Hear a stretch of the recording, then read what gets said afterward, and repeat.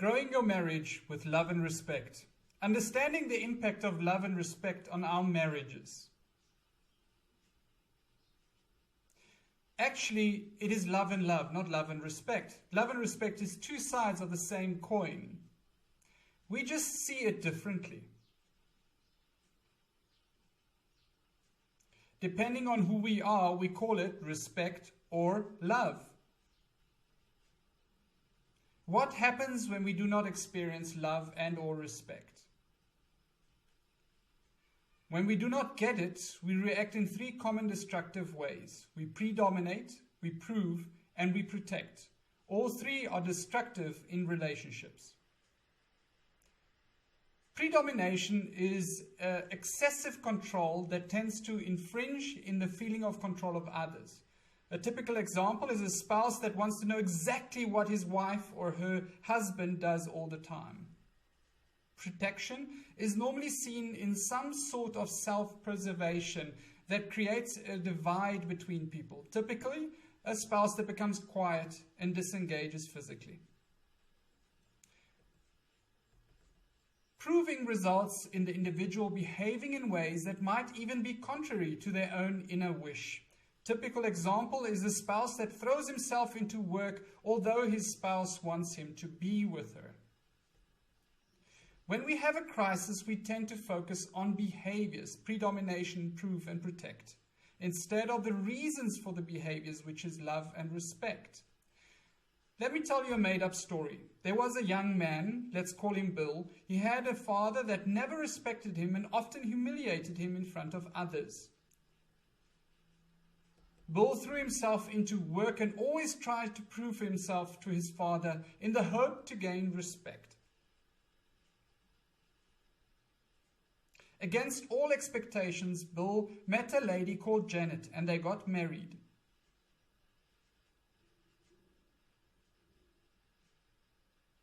But Bill still felt disrespected by his father and therefore tried to prove himself by working all the time. This obviously made Janet feel unloved and she started to nag about him never being home. She would say things like, "You should tell them, be up man, tell them that you have a wife now," and things like that. Janet's nagging made Bill feel even more disrespected and he decided to prove himself by working harder and longer. This made Janet feel even more unloved, so her nagging increased even more.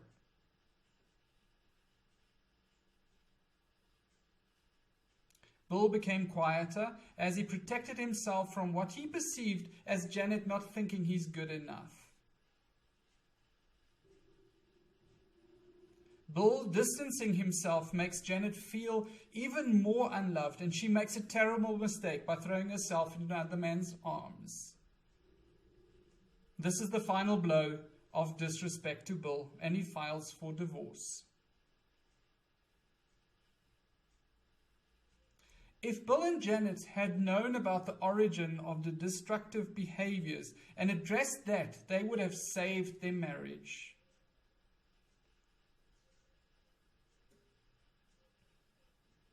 Tragically, we all live out these destructive behaviors in our relationships. It is only when we address the origin that we can secure our marriages from these behaviors destroying them.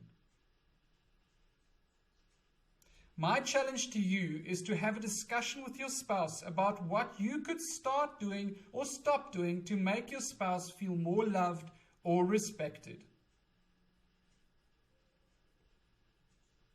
Remember to be open and not to allow your wild horse to go wild when your spouse mentions things about you. If you don't know what the wild horse is, please do Google it. May your marriage grow with love and respect.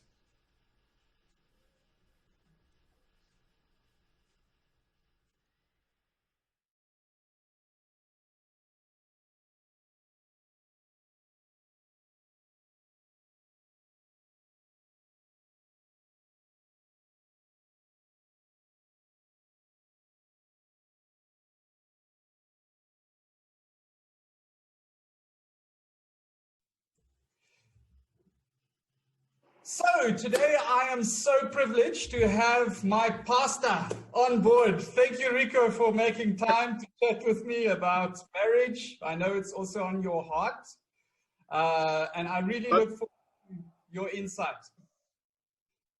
No, I look forward to it. Thank you for inviting me to this platform, and yeah, I'm just glad to help any way I can. Cool. And learn. And learn. So I wanted to speak to you about the topic love and respect. I know that you've spent some time with that recently, and maybe you could just kick us off with your opinion on love and respect in relationships. How does that play a role? It's so interesting because I guess both are aspects of how we receive love, where men receive love with respect.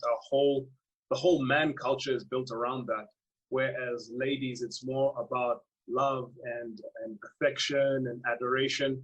And so it's obeying God's commandment of love one another, and especially with husband and wife, where God says it in Ephesians, husbands, love your wives, and the wives should respect and honor their husbands. Basically, he's saying the same thing. So it's amazing that God was so smart in his design that he spoke directly to the heart of the man and then directly to the heart of the woman, and then commanded them to do the things that the other person would respond to, which I think is amazing and challenging. So what have you seen happening in relationships when people don't follow this command, when they don't live out that very wise instruction in their marriages? One thing that I see is mistakenly we continue to do the thing that we think we respond to. So me as a man, I decide, okay, I'm going to respect my wife because that's the way I receive love. And she says, okay, I'm going to love him the way I receive love. And what happens so much is you miss each other and you hurt each other so much more, but you're trying. You're making every effort to try and love each other the ways you think you can, but you completely miss each other, and you can have a complete breakdown of relationship because of just that. It's just like two things missing just flying over each other instead of connecting.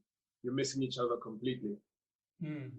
So it's really a situation where you have two parties that both want to improve their marriage, but because they don't understand how the other person sees love,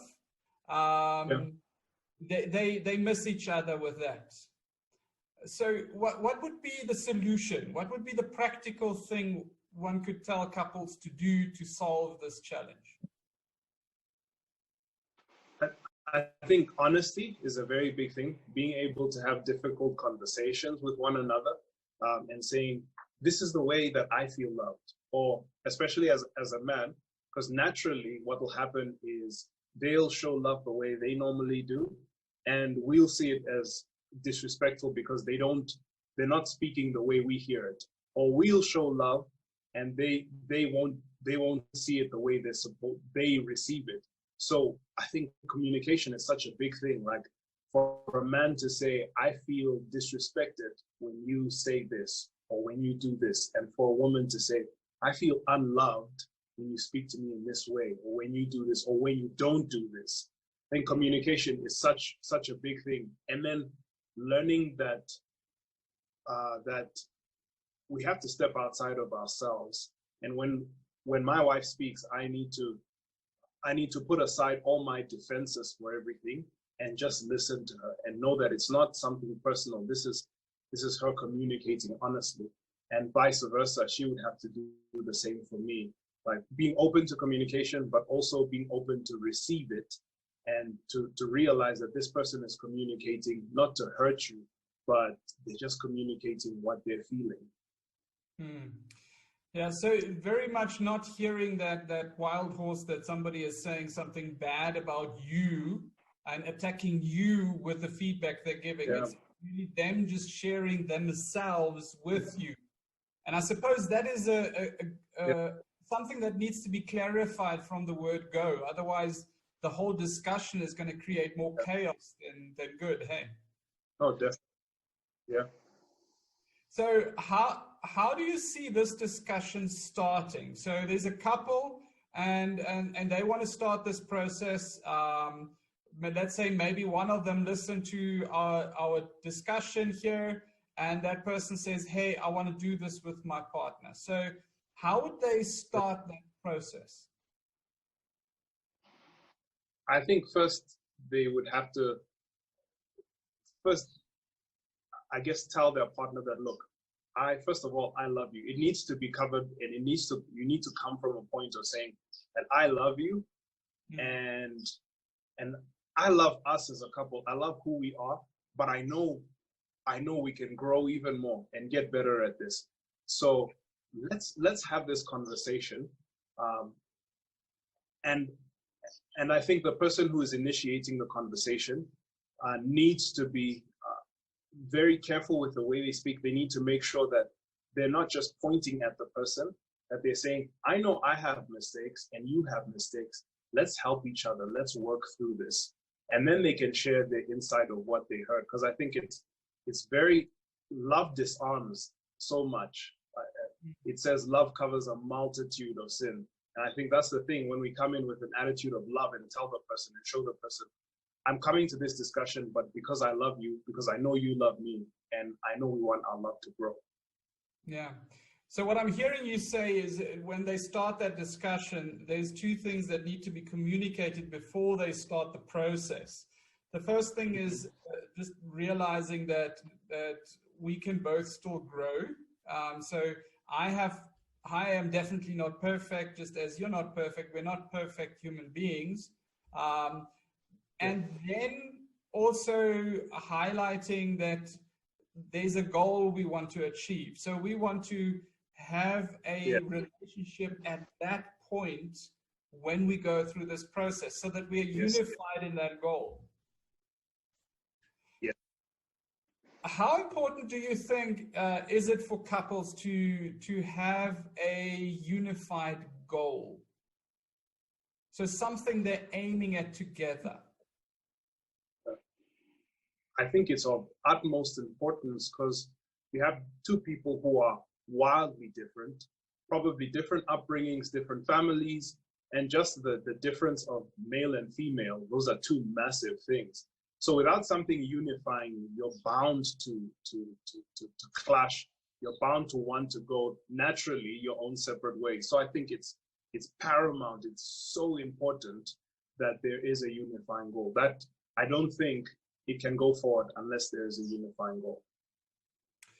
So when I work with couples, I realize that this whole love and respect thing, when we don't get it, the behaviors that they show are very similar. When there's a lack of either or. I saw that there's a lot of predomination, in other words, excessive control of the situation, whichever way they can. Then proving themselves, they try to prove that they are worth loving or good enough or whatever. And then they start protecting themselves. They put up those walls. And that happens on both sides and might destroy a relationship. So when looking at those three dynamics, what do you think is the most important thing for a couple to do when they are faced with this dynamic? So I'm in a relationship and my spouse doing either all three or one of these three. What do you think is the most important approach to have with that? I think, and I'll speak for myself, because what I do is my thing when I shut down, I become passive aggressive. And I think the most disarming thing is when she comes to me and she asks me, like, what have I done anything to make you act this way, or to make you feel this way? Right? Then for me, it completely disarms me, because the person is saying, okay, I have a part to play in this. and let's figure this out together. So I think the person who's most offended has to, both people have to think like this, because we're both going to offend each other. We both have to at some point put down our pride and saying, I'm coming as someone who's also making mistakes. And the moment that comes to me, that's the most disarming thing.